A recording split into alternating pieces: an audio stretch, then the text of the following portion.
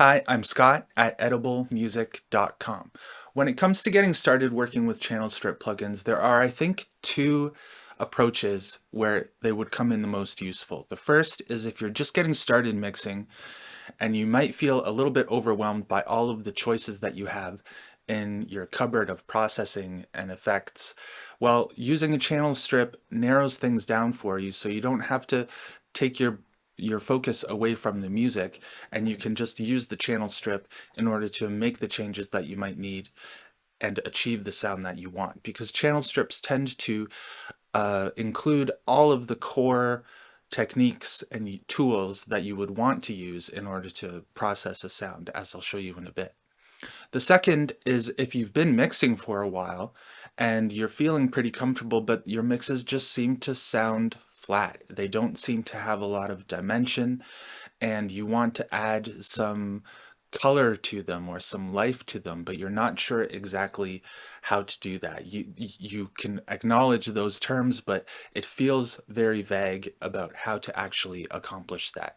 Channel strip plugins are one way of doing that because they can have a very subtle improvement on the way their mix sounds. One thing that might be keeping you from using channel strip plugins is that if you've ever opened one up before, they have a lot of stuff on them, a lot of meters and sliders and knobs and all of this stuff that is not immediately clear about how to actually get started with them. But a useful thing to know is that most channel strip plugins contain all of the same elements. Here are a few examples.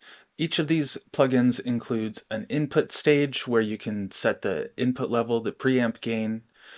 They also include a compressor limiter stage, or in some cases a gate or an expander stage, depending upon the plugin that you're using.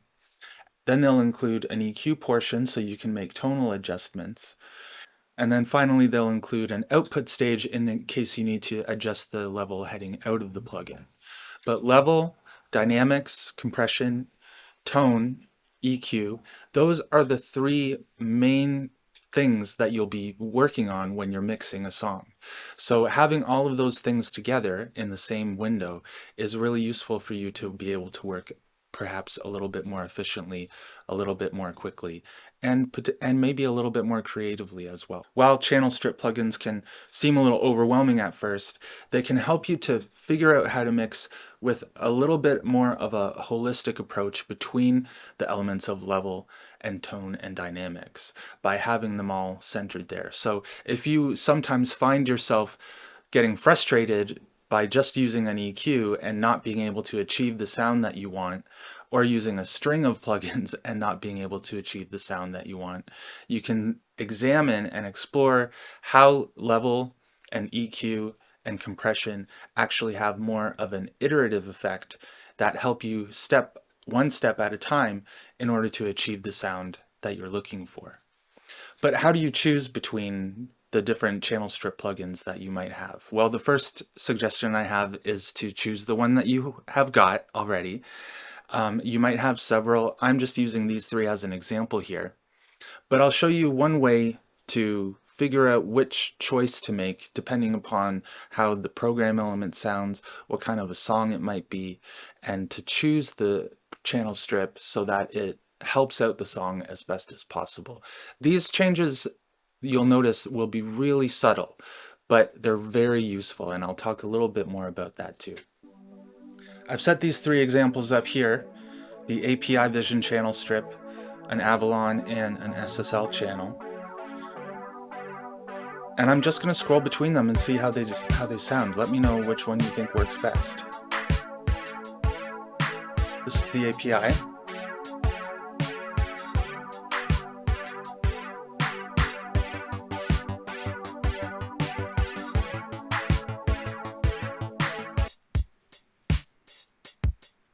No plugin.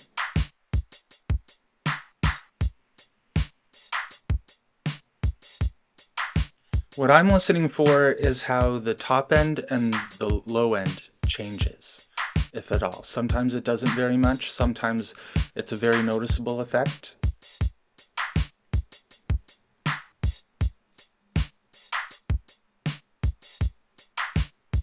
And now let's go to the SSL.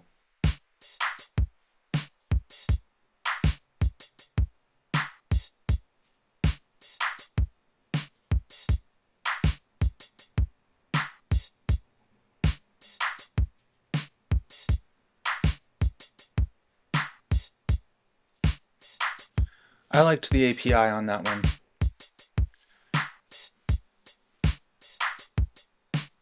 Now let's bring the bass.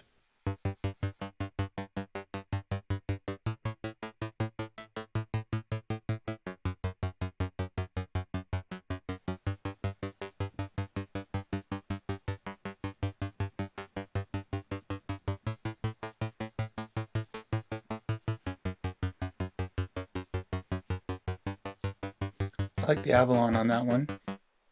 And then we've got a couple of synthesizers as well.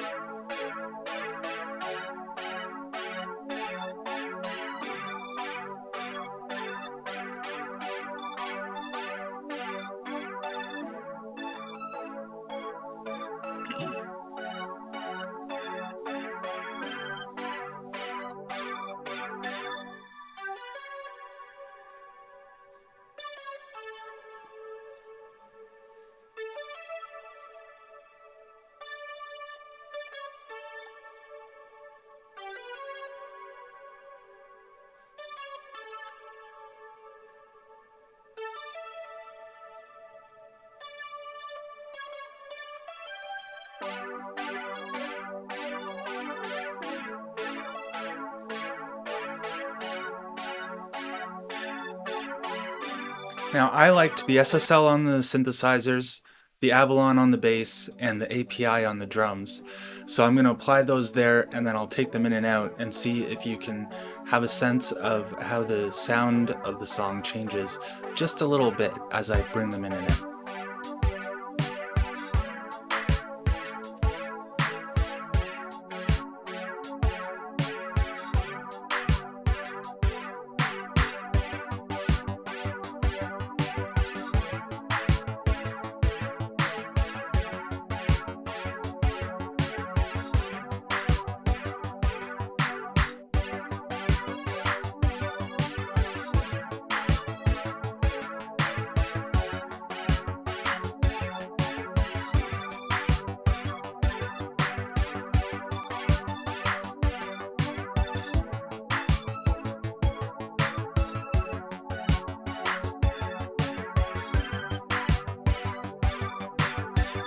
It's quite subtle, but I think it's worth exploring how they add just a little bit to the sound. It gives some coherence among the entirety of the arrangement because it sounds as though, to me, as though they kind of sit up together a little bit. They sit up and forward and help to push the sound out of the speakers a bit.